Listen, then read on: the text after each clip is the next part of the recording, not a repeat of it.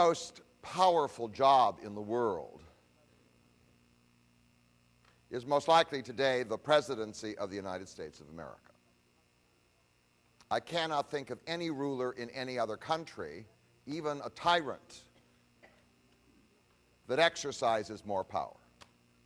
And the decisions that the President of the United States makes affects not only the people of the United States of America, it also affects the people of the world, because we're now in a global economy. It's a global time. Our fates are all tied together. And America is the hegemonic power in the world. When the presidency began as a job, it certainly wasn't as powerful, and people weren't quite sure what to do with it. Back in 1787, when the Constitution was created, there were some people who wanted to have a king. But there were other people who so hated the king that they wanted no powerful chief executive. They wanted the power to reside in the Congress. It had resided in the Congress ever since 1775. The Congress, the Continental Congress, which later on turned into the Congress of the Articles of Confederation, was the source of power.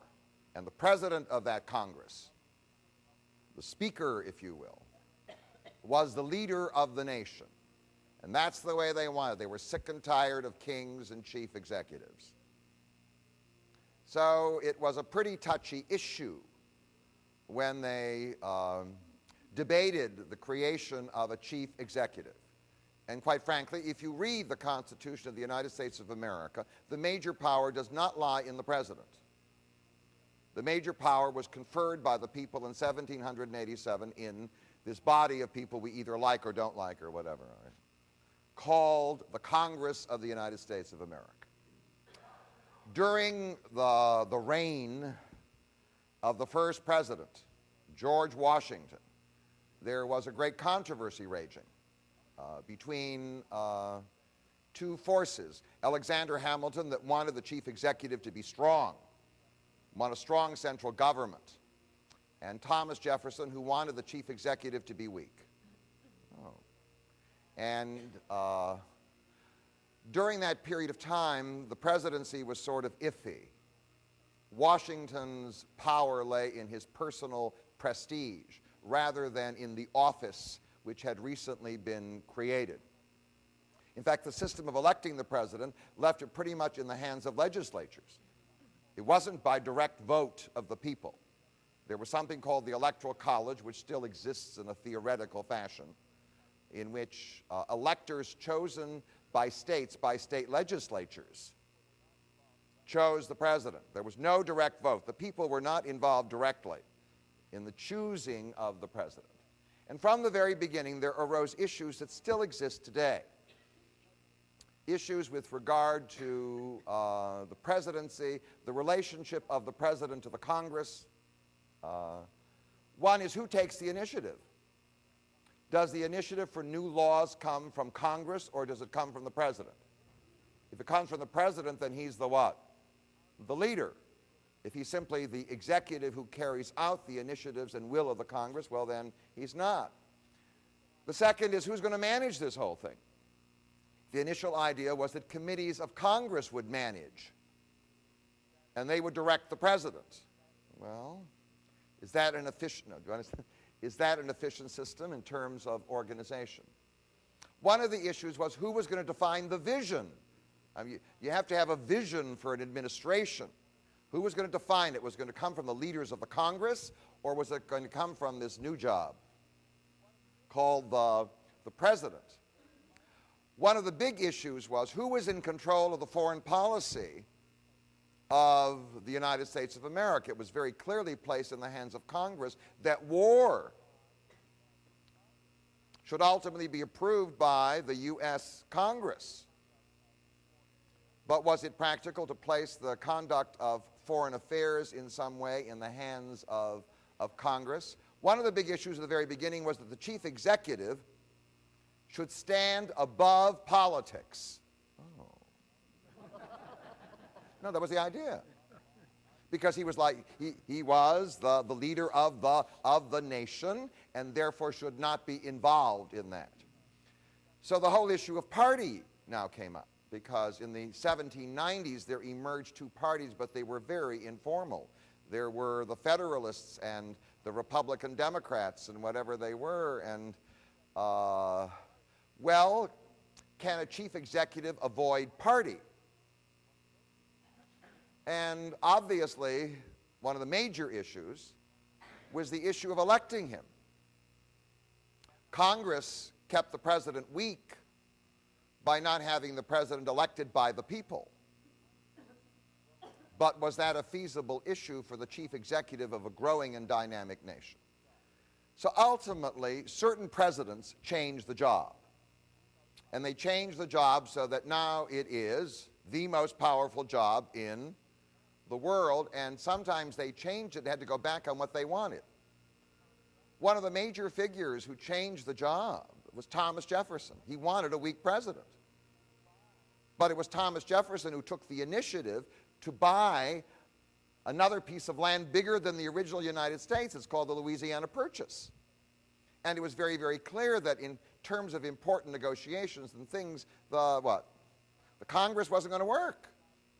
Jefferson, who said keep the president weak, turned out to be a strong president. It often happens in life, by the way. Parents often go back on, it often happens that way. Andrew Jackson. Jackson, who also came from the people who wanted a weaker president, turned out to making the presidency strong because he was the one who ultimately pushed for universal suffrage. And in the end, the power was taken away from the state legislatures and given to the people to choose this executive. And once the people chose the executive, it was very clear the president was going to be very, very important. Because nobody could remember more than 3 names from the people in Congress, but this man was going to be the symbol of the United States of America. And then there was President Polk in the 1840s, who went ahead and used his power to declare war without really consulting Congress at all. The famous war that, of course, has made it possible for most of the people in this room to enjoy nice vacations. Because out of it came New Mexico, Arizona, and California. It was called the Mexican War. And now the power of the president is very clear. Yes, he has to get the approval of Congress for war, but the initiative for war, what? The person who basically sort of starts it, not starts it, but decides on it is going to be the president. And then there was Abraham Lincoln. Oh. Abraham Lincoln took the power away from the states. I think Republicans should remember that. Because he said this union is what? Indissoluble. That's what it is. You can't dissolve it. And in fact, he mobilized the people of the United States who remained within the Union to fight, and all of a sudden, the power of this job increased. And then there was the first Roosevelt, Teddy Roosevelt, Theodore Roosevelt, who helped to change the job, because Teddy Roosevelt now imagined that the United States of America had a manifest destiny to go out and create its own empire, to make its way felt. And if the Congress of the United States didn't agree, well, what? So much the worse. So much the worse for them. So this job is just what? Getting bigger and bigger. Now, as it gets bigger and bigger, it requires a what? A bigger and more charismatic person to fill the job. When the job was first conceived, Bush and Gore would have been perfect. No. Do you understand? The way the job was at the beginning, they would have what? You know, you could have taken nothings and put them in the job. But not as it what? Not as it evolved. As it evolved, it required much more. And then came a man highly controversial, who in the end sort of failed in his major project, Woodrow Wilson. But Woodrow Wilson was the man who now took the American presidency and made it a world presidency. America was one of the victors of the First World War. It was the great victor.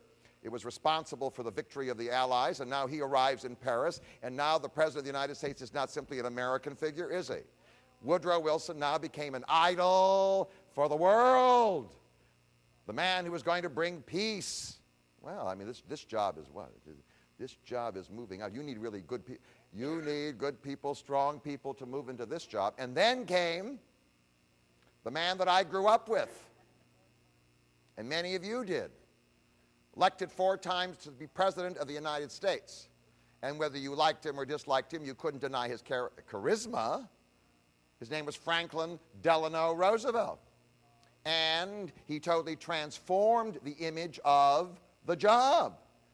The job now was basically to be the major leader, the major initiator of legislation. The Congress was there, to basically do the will of the president and his management team. And now the job of the presidency was not only to do foreign policy, it was also to be concerned with the economy and the welfare, do you understand, of the citizens. So this job is expanding, and the size of the government is expanding, and the size of the management team is expanding. So you really need a what? I'm trying to make a point here.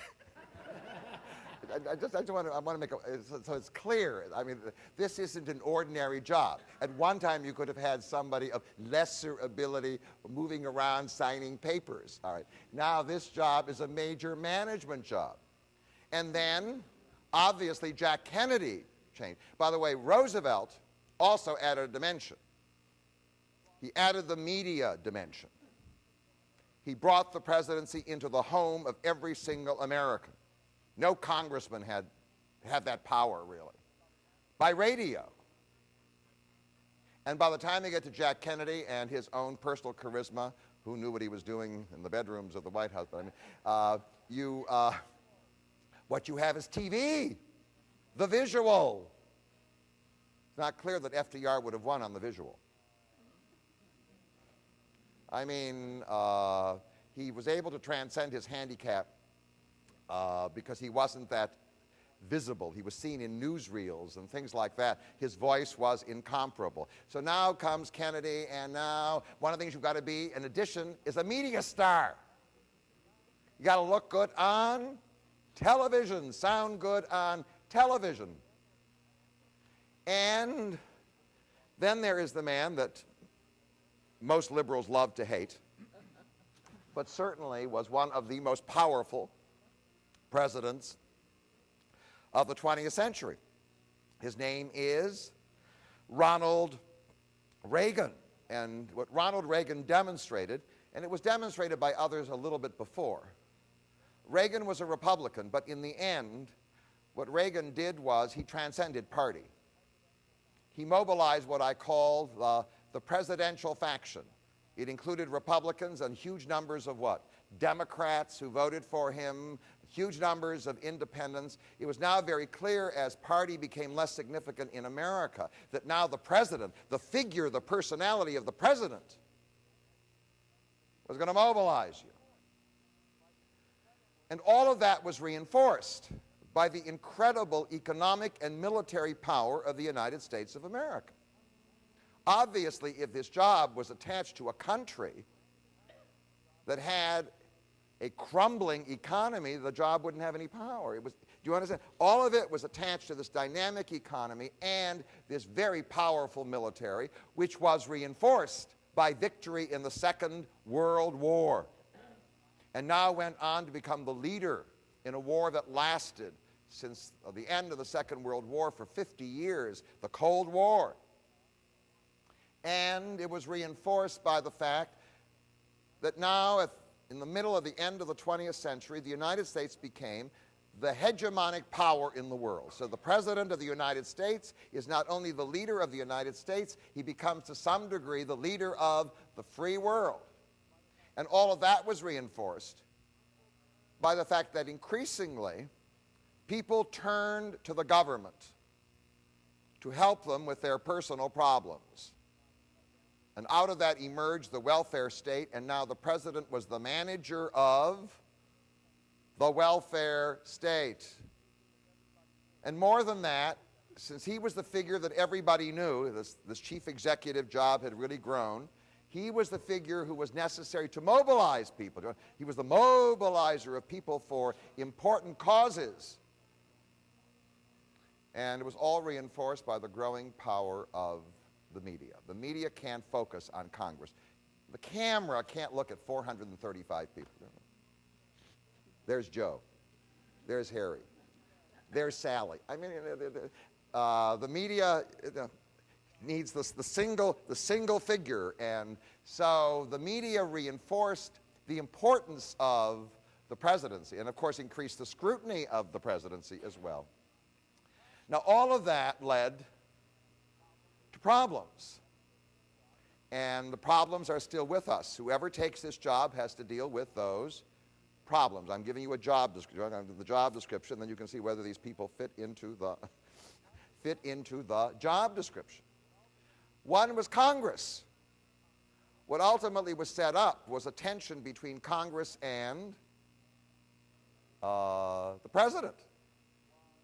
And that tension was an overwhelming tension, which was reinforced by the fact that often you got a Republican president and a Democratic Congress, or a Democratic president and a Republican Congress. That wouldn't have made a difference if the chief executive wasn't important.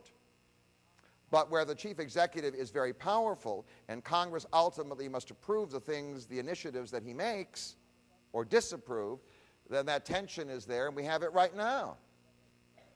One of the problems, of course, was that as political parties grew, the president now became attached to one of the two major political parties. And he was supposed to do their will. He was often created by party bosses. I mean, if we look at the emergence of George Bush, he was chosen by party bosses, right? And Al Gore to some degree. He was chosen by party bosses before, and not only that, the party bosses now have to mobilize enormous amounts of money in order to win the election. Are you, as a presidential candidate, beholden to the people who give you enormous sums of money in order to win this partisan election? That wasn't true in 1792 and 1796. We're talking about a different kind of job. Along the way, there was the whole problem of charisma. Well, you didn't need charisma in 1796. Washington had, I'm sure, charisma. All right. But you didn't need it. But you do need it now. So is there a charisma school? Can Bush go to a charisma school? Can Gore go to a charisma school? You take 3 courses, then you graduate, and then it says, I have charisma. All right. One of the problems is the team. It's very clear with this job that initially you could bring all the issues to the president, he could read it over and make decisions. But as the job got more complex, like being a president of a big corporation, you now have departments, right? And heads of departments. So the issue now becomes, do you know how to select good people to run your operation? Can you create a credible team? You are the manager. Can you recruit really good people? And are you the kind of person that enables the team to work together very, very well? We've had some charismatic presidents who were terrible managers. And then you've got the whole problem of coalitions. Political parties, since we only have 2 of them in this country, if we had, as in many other countries, 80, then each party could represent a different faction of this nation. But instead, we've ended up, quite fortunately for ourselves, with a 2-party system, which means that no party represents any single faction in this country. In order to win an election, you have to paste together factions. So you've got the farmers, then you've got the unions, then you've got the blacks, then you've got the Hispanics, then you've got the yuppies. See all these factions? Then you got the fundamentalists. So you've got to be able to take enough of them to put them together to win a majority. And the question then becomes the pace job. Sometimes the pace job is absolutely absurd. FDR's PACE job was absurd. He had together in the same coalition Southern bigots and black liberals. He had them all pasted together in this absurd, it was an absurd coalition. It worked.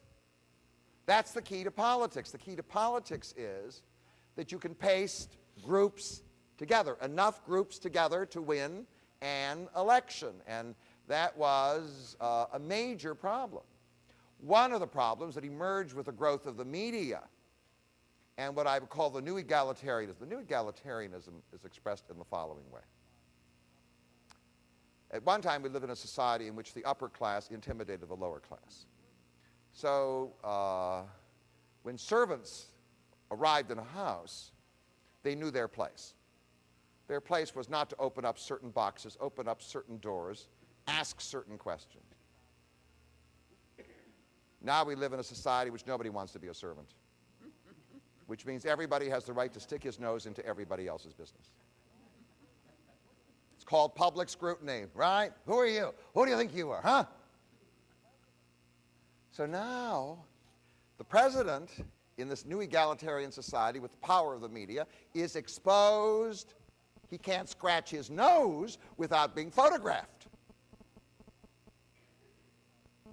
So now his, not only his sex life, now there's personal information about his intestines, his pancreas, his liver. All of it is now what? All of it is now exposed. I mean, don't you know everything?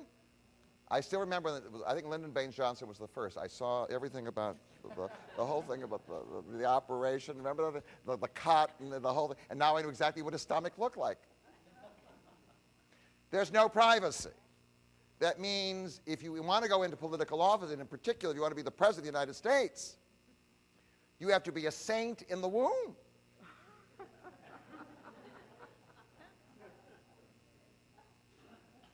And then, of course, as the people become more prosperous in a dynamic economy, the expectations of people for the people who run their lives changes. For instance, it's the reason why being a teacher today is so hard. When I was a child, the teachers in my school were subjected to immigrant parents who were afraid to complain. So their expectation level was very low. Now people have got BAs, MAs, PhDs, they've got their children in school. So now they want these teachers to be what? To be absolute miracle workers. The expectation level absolutely rises. And the same thing happens with regard to the presidency. What was acceptable before is now unacceptable, and this rising expectation, and all of it's aggravated. And we can see it in the present election, or the coming up to the election. America has changed radically in terms of ethnicity. I mean, George Bush runs around speaking Spanish. Do you understand? Right. He's the governor of Texas. He can't function in Texas without being able to speak Spanish. We're in an entirely new kind of world. You have to be able to relate to blacks, to Hispanics, to Asians. There are all kinds of people who were never even thought of until Franklin Delano Roosevelt. The government of the United States of America was essentially an Anglo-Saxon enterprise. And the constituency that was catered to was overwhelmingly an Anglo-Saxon constituency. That was altered. And now the president's running around trying to deal with this multicultural society. There is the whole issue of feminism. There's a whole new constituency around. They don't necessarily vote the same way as their husbands. It's very interesting. There was an article in the Free Press about somebody in Westland. And the woman said she was Democratic, and the husband said he might vote for Bush. And she said, "I'll talk to him." No. But it's very interesting that we now have this whole new constituency. And now we have, because of the great rate of change in our country, we have a lot of people who are nostalgic for the past, and that's expressed in the growth of the religious right, which is mainly centered in the South, but which certainly is present all over the United States of America, a very important and powerful constituency. And now we have something else. the children of the working class, who after World War II got a decent education, went into the professions, and now they live in places like Birmingham, Bloomfield Hills, West Bloomfield. We call them yuppies. In many cases, the reason they were able to grow up was because they received welfare support from the government. And now they are what? Totally opposed to it. They have a different agenda because their income level is different, and also the yuppie personality is one in which there is greater and greater levels of self-absorption. I mean, to be a successful yuppie, you have to spend at least 1/3 of the day exercising.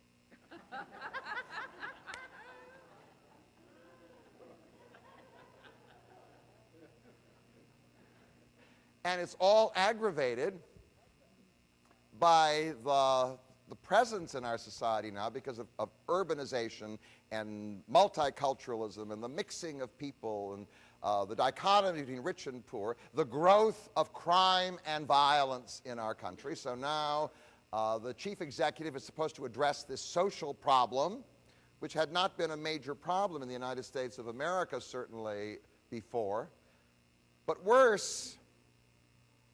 And we see it now in the decisions that either Bush or Gore will have to make. No nation is any more in charge of its economy. We are now part of a global economy.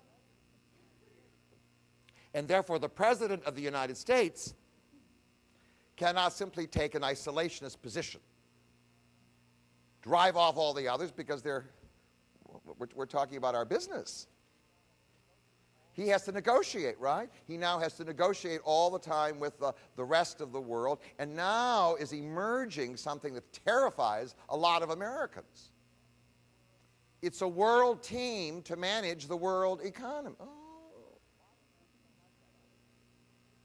And a lot of Americans don't like that idea. They want to put up the barriers. Do you understand? We're in charge. We're still in charge. But then, what do you mean? And along the way, the political party system has begun to collapse. When Democrats and Republicans were initially defined essentially after the Civil War, and even in the New Deal times after the Depression, the issues that defined them have to some degree vanished or disappeared. And now many, many people find themselves better educated, unable to say, well, I'm a Democrat or I'm a Republican. It has been shown that most likely almost half the people in the United States of America view themselves simply as independent. That's very important for an election. View themselves as either not totally Republican, not totally Democrat. They're just independent. That's how they see themselves. Sometimes they'll mix. They'll vote for a Republican candidate, a Democratic candidate at the same time. They don't see themselves as attached passionately to the same party. Now, for the past 8 years, or almost 8 years, we've had a president, Bill Clinton, who's had an interesting history. I gave you the job description, and he moved into that job. And quite frankly, he's been very, very successful at that job. So let me try to describe the reasons for the success. Even those people who sought to remove him from office failed. Now, I'm not saying they should have failed, they should have, I mean, that isn't the issue. The issue is they what? They failed. That's a tribute to his power. It's not even clear that if he ran again, if a third term were allowed, I mean, it's possible, given Clinton's charisma and the Teflon man, that he might what? He might even make it for a third time, but as you know, the Roosevelt haters ultimately put in this prohibition, so now it's just 2 terms. And why did he succeed? Well, he learned from Ronald Reagan.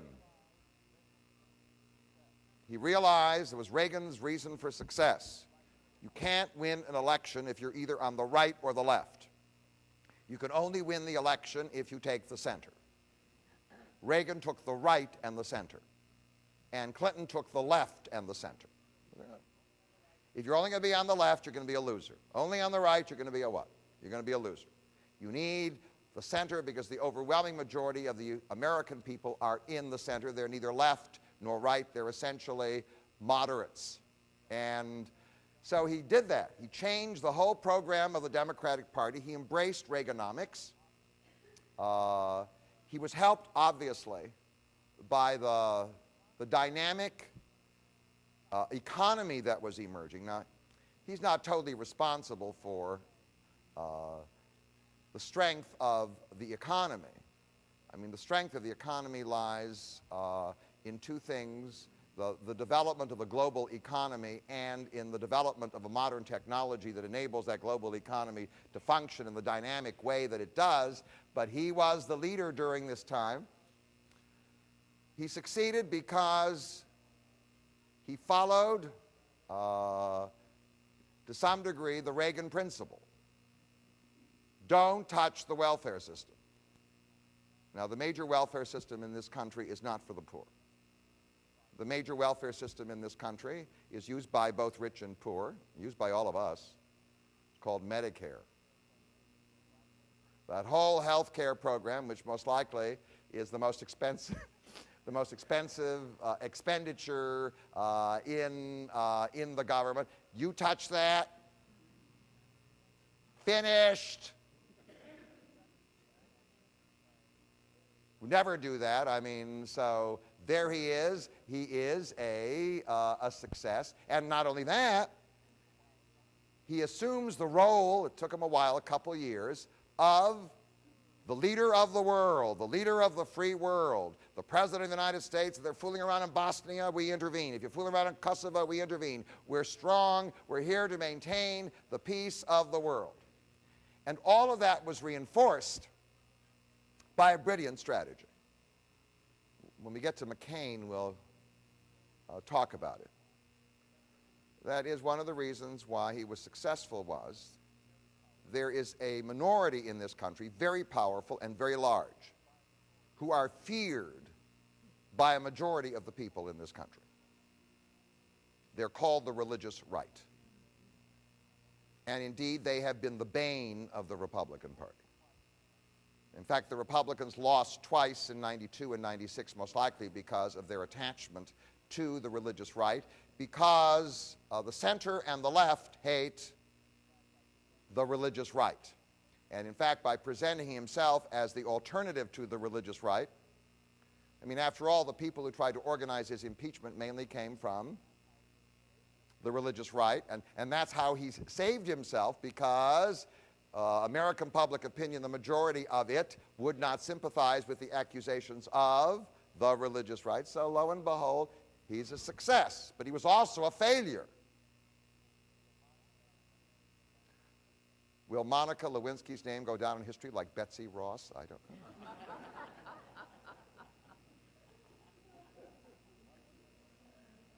I mean, what is it going to be? I mean, who could believe at the top of power, the most powerful job in the world, why, Bill? Why? And once that scandal occurred, what happened is what's happening now. The Republican Congress that hates him refuses to cooperate with him to pass any significant legislation, so there's like paralysis. What he now needs to do is to travel around the world and do foreign policy things because he can't get laws passed of any significance. Now, whoever is going to be the president in the next 4 years faces certain challenges which certainly emerged before the Clinton administration and during the Clinton administration. You got the picture of this job, this overwhelmingly powerful job. And to some degree, Clinton, charismatically, was able to fill the job until the boo-boo. But there are these challenges. And the challenges are the fact that although we are a very prosperous country, I mean, almost full employment, the whole thing, we have anxieties. If we didn't have any anxieties, there wouldn't be any problems. I mean, the anxieties are what we perceive to be problems. The first anxiety has to do with education. We're very, very concerned about the quality of education in the United States of America. we feel that in the 21st century, if we're going to win in this competitive race, then the public schools need to do that's what people say, need to do a better job. We need to be able to produce more and more people who are interested in the world of science and compete in the world of science. And we also have a significant segment of our population in the inner cities who aren't making it. And they're of overwhelming concern because they are a source of social disorder, and the only way they can rise from poverty ultimately is to achieve education, and so that's an issue. One of the issues is health care. Having received Medicare and also having experienced what we call the alternative to socialized medicine, the privatization of medicine through large corporations that supposedly give it to you at discounts, HMOs, there is massive discontent with regard to health care. People now expect that their health will be protected and that indeed society has an obligation to arrange it in some way for them. Now there are big issues. There are many, many people on Medicare, even in the middle class, who can't afford their medications. I mean, it's a big issue. It's one of the issues that's around. One of the issues certainly dramatized by the tragedy in that high school in Colorado is the issue that won't go away, the issue of violence and guns. What does it mean? Of what value is it to have all this money and all this prosperity if you're afraid to send your children to school, or if you're afraid to go out and walk on the street? I mean, it's terrifying. Will we be this rich and this unhappy? One of the issues that never goes away is the issue of taxes. People have hated taxes from the beginning. I don't know of any society that was happy about it. I mean, there's no record of any group of people who jumped up in the middle of a public square and thanked the government for taxes. No matter what services they I mean, that is not the move.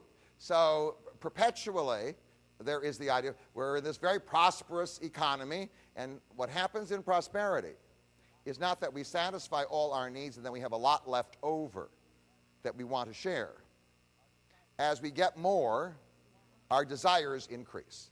We want more, and as the level of wanting rises, we then find ourselves poor again.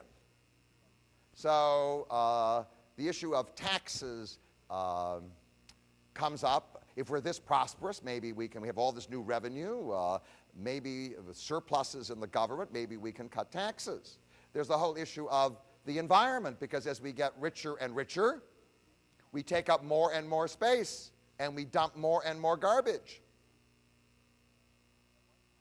I mean, at one time, people occupied a very small space. I mean, they had a table, a chair, a wagon. You understand? Now they've got 20 rooms, a landscape,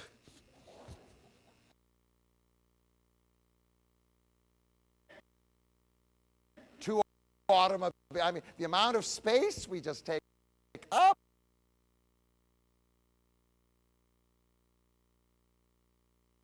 Is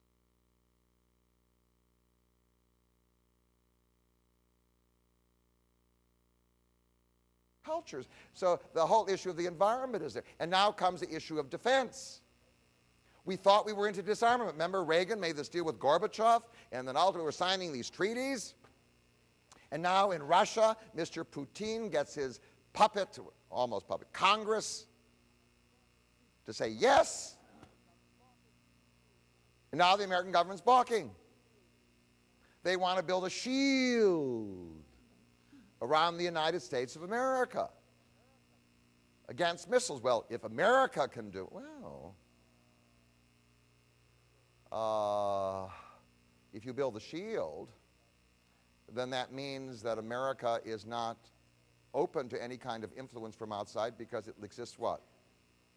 Solely and fully independent of outside provocation. Well, the shield, which certainly President Clinton talks about, but certainly George Bush and the Republicans talk about a great deal, Well, the Shield is justified by saying that there are rogue states. We're not worried about the Russians anymore. Well, we'll deal with the Russians. Not even worried about the Chinese. What if the Iranians get a nuclear bomb? Ooh. What if those crazies in North Korea? So now there's a whole new issue. One of the big issues is globalism. We've had two major demonstrations, one in Seattle and one in Washington, consisting of odd groups coming together. Right-wing militia together with left-wing socialists. They're all marching against globalism. Unions, together with right-wing supporters of Pat Buchanan. They're all there together.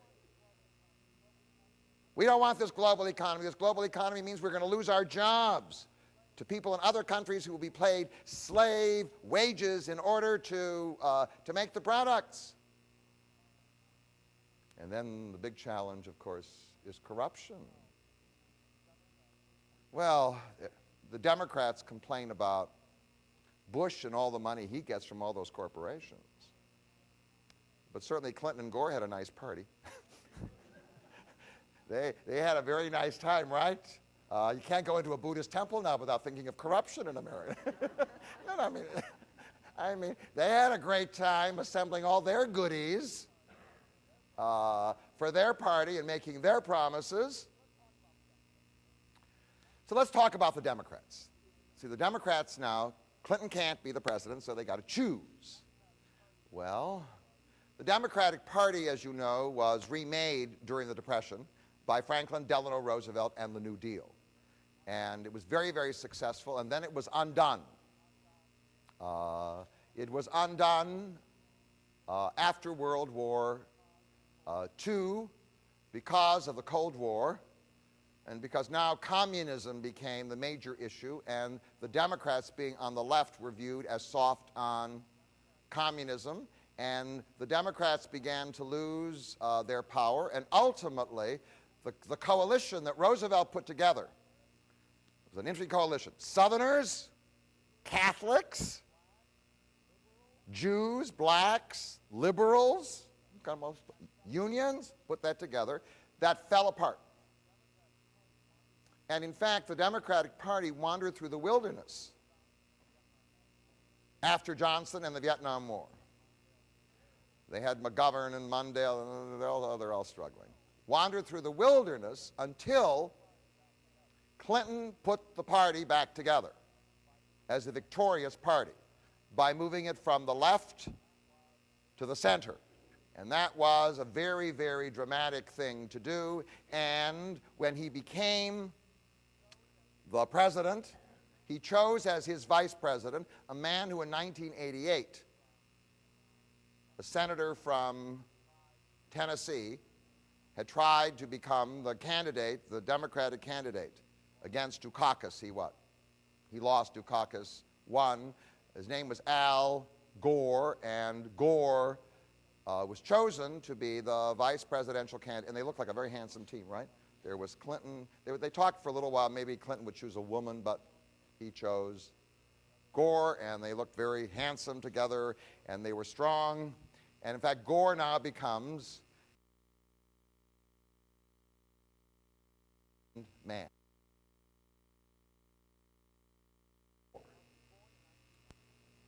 Well, he was born in 1948,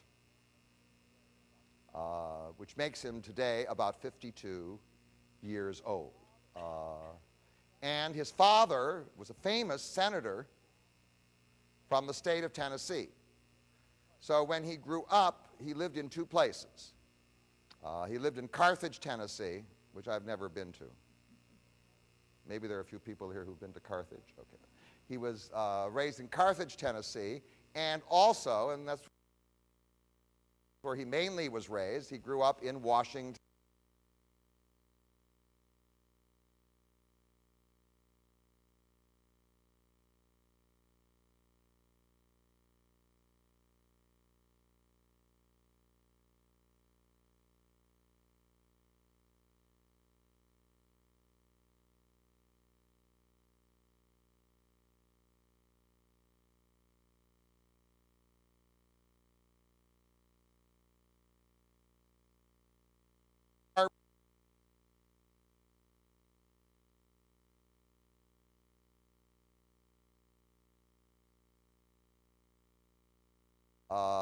into the armed forces during the Vietnam War. And then when he returned, he came back to Tennessee, and for a while he worked on the Tennessean, a newspaper in Nashville, Tennessee, as a journalist. But that isn't exactly what he wanted to do. He ultimately went to a school in Nashville called Vanderbilt University. And Vanderbilt University, initially, he decided to be a minister. He wanted to be a Baptist minister. But somewhere in the middle of the curriculum, he decided he wasn't going to be a Baptist minister. So attached to Vanderbilt was also a law school. He went to law school. He graduated from that law school, and having finished law there, he decided to, because it was natural. Raised in Washington, D.C., his father had been, a senator from Tennessee, and a young, handsome man, and articulate. He decided to enter into politics, and in 1976, he was elected to the House of Representatives from Tennessee. And in fact, he was only, look at his age. He was 28 years old. He was one of the youngest members of the House of Representatives, and he made a kind of mark for himself. But then his ambitions rose, and he decided to become a senator. In 1984, he ran for the Senate in Tennessee, and he became the senator from Tennessee. And in 1990, he was reelected. And then in 1992, 2 years after he was elected to the Senate from Tennessee, lo and behold, Bill Clinton says, and Gore at that time also wanted to be the presidential candidate, but he couldn't win against Bill Clinton. So he now became part of that Clinton-Gore team. Well, it's very interesting about precedents.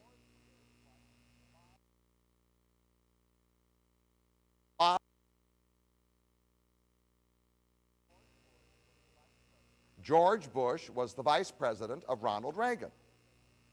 And ultimately, Ronald Reagan decided that Bush should succeed him, and so did the party bosses of the Republican Party. And so Bush did. So ironically, the story of Gore is like the story of the father of George Bush. It isn't very often in American history that vice presidents were trained to succeed the president.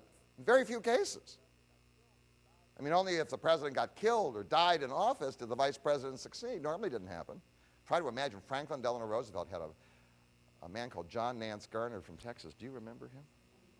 Can you imagine having him succeed Roosevelt as the president of the United States? Often the figure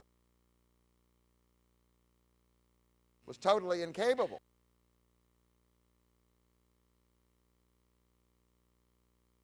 Gore was being groomed by both Clinton and then the party bosses to be the candidate. And that's the reason he won. Now, along the way, people said to him, Al, you've got to liven up. You've got a little more gestures around here. You've got to, you got to, He tried. He's had various speech teachers, psychologists, consultants working with him.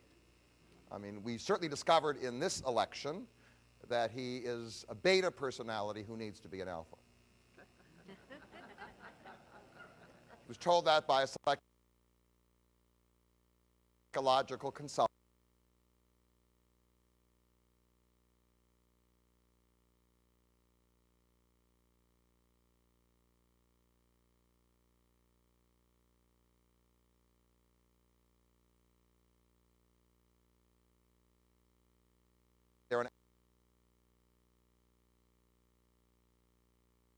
Just says,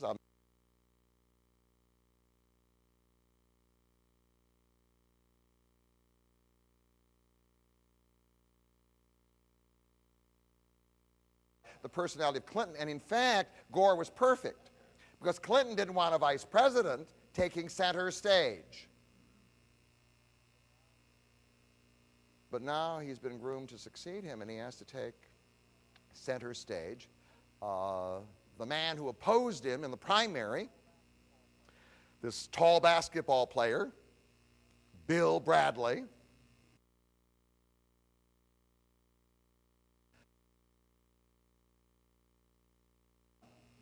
he was a very attractive person, not quite charismatic, and livelier maybe than Gore, but not much. He did try.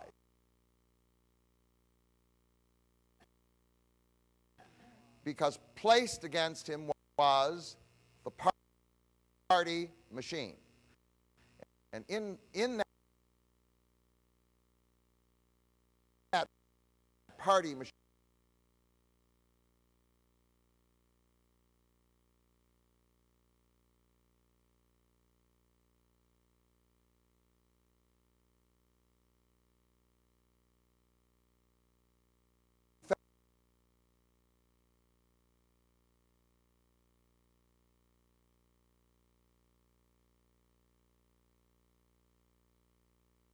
and they felt that Bradley somehow would restore some of the more leftist interests of the more liberal interests of the Democratic Party. What from the beginning were the unions.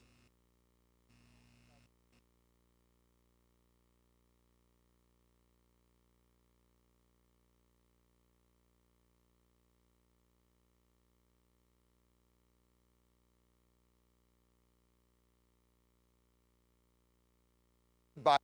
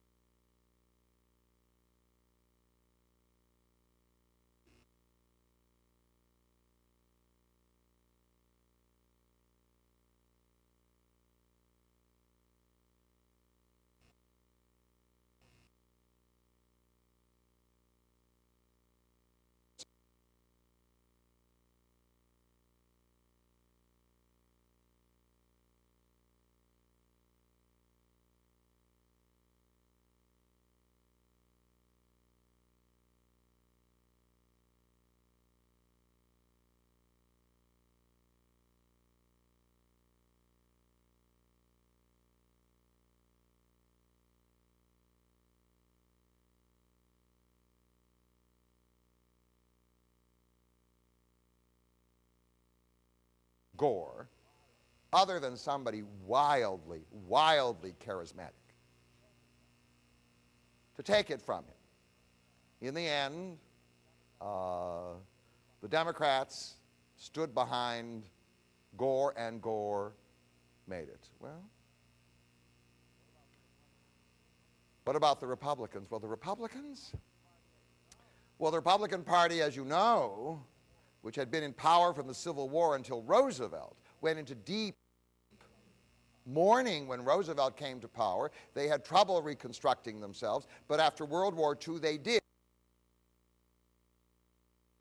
on the principle of anti-communism. And with that,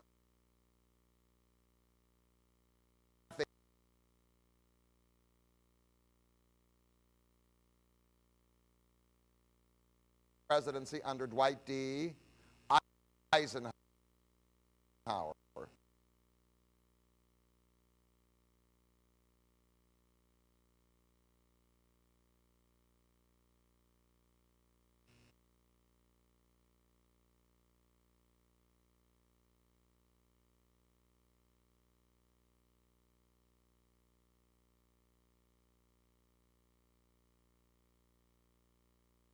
Moved into a divided Democratic Party. The Southern Democrats were not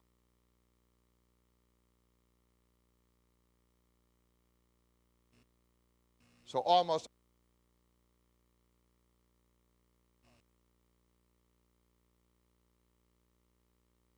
Party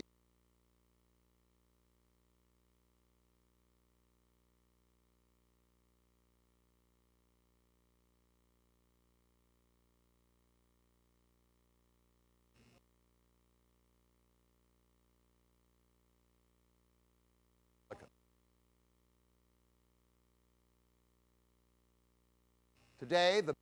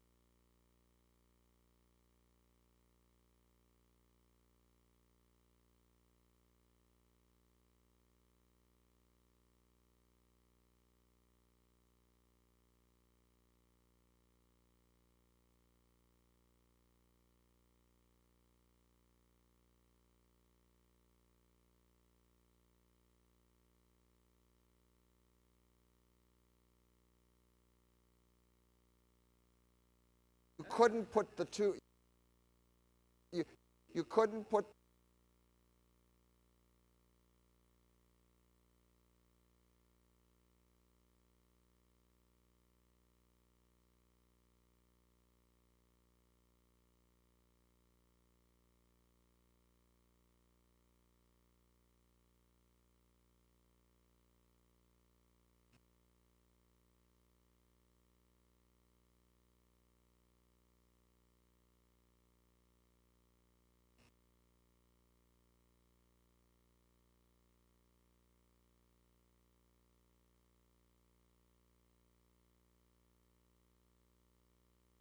in the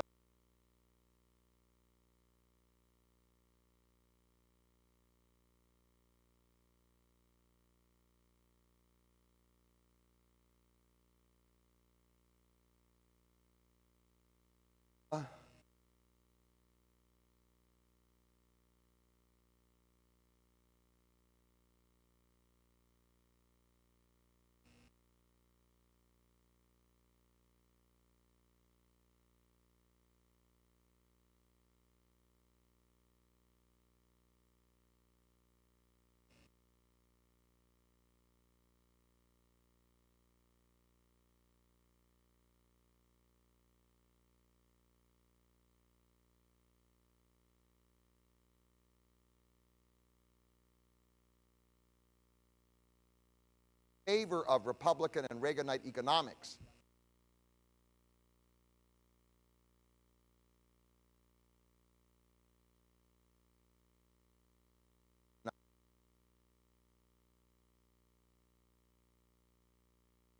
Administration of the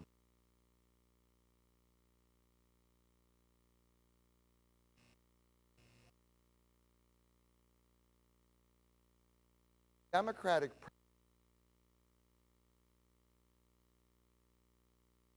Donald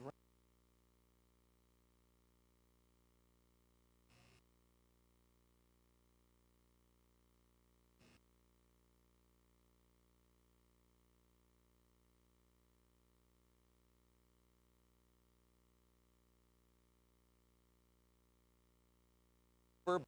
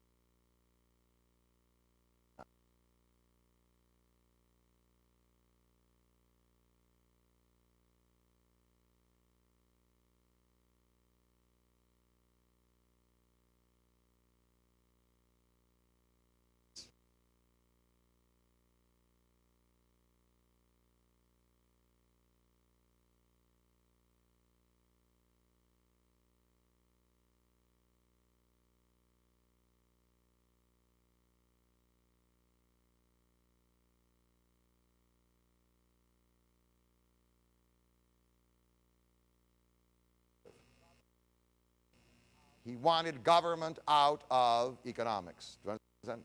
Government out of